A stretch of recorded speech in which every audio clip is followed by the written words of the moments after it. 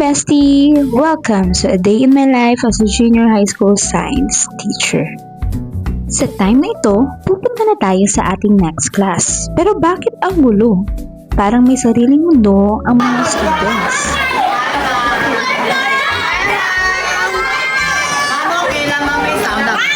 Sa scene na to, makikita natin na ang mga students ay nagre-report. Mahalaga ang reporting dahil natututo silang magpaliwanag, makipag-communicate, at magkaroon ng confidence sa harap ng klase.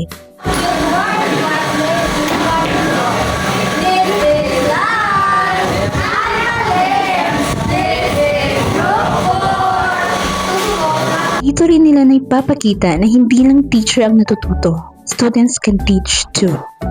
Okay mga bestie, tapos na ang morning classes natin. Finally, time na para pumunta naman tayo sa science room. Pagkatapos ng science room, magkatid muna tayo ng student natin. Nag-request kasi siya ng ice cream. Akala ko, dirty ice cream lang. Yun pala, 7-Eleven ice cream. Kaya tara, punta tayo sa 7-Eleven. Ikot-ikot muna tayo dito sa 7-Eleven habang naghihintay. At ayun, nabili na rin ng kanyang ice cream. Happy na ang bata. Habang naghihintay tayo ng masasakyan para sa bata natin, bili muna tayo ng ulam. Habang bumibili, nakita natin ang Diyosa ng MAPI Department. Hi Ma'am Herb! Pagkatapos bumili, balik na tayo sa school para mag-time in and out. Pero biglang bumuhos ang ulan. Ay, mukhang may plot twist ang araw natin. Balik na tayo sa science room. Time na para kumain. Iba talaga ang glow pag nandyan si Habi, di ba Mang Tin? Kain tayo. So after natin kumain, kailangan natin kumain ng fruits which is saging. Syempre, para may energy tayo. Pagkatapos nito, punta naman tayo sa clinic para manghiram ng nebulizer. Na-trigger yata ang asthma ni ma'am. Siguro dahil sa kakagamit ng shock habang nagtuturo. Kaya health first muna tayo. Kapag hindi okay ang pakiramdam, huwag ipagsawa lang bahala. Health is wealth mga bestie. Alagaan ang sarili para makapagpatuloy sa pagtuturo at sa araw-araw na gawain. Check muna tayo ng mga outputs at gumawa ng mga gawain sa school. Teacher life, kahit busy, tuloy lang. At dahil next class na natin, sinundo na tayo ng mga students.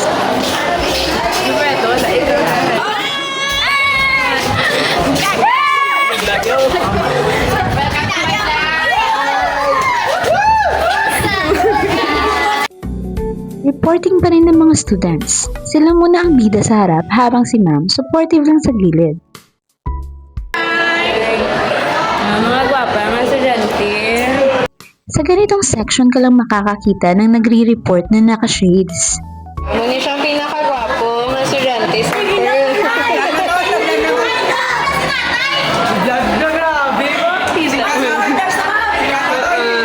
Ito ba ang pinakagwapo eh? Balik tayo sa science room. Prepare naman tayo para sa last class.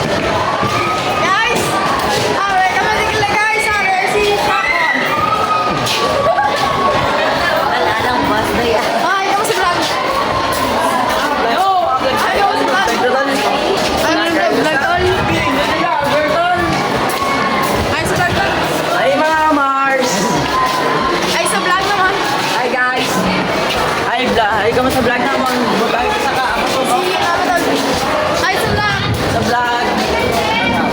Hello mga Mars! Hello! Hello naman guys! Hi guys!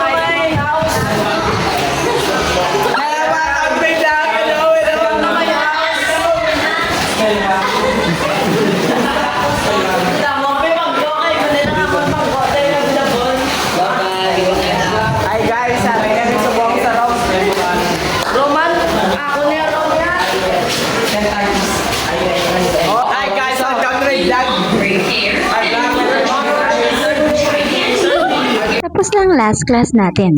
Time na para sa ating mga cleaners.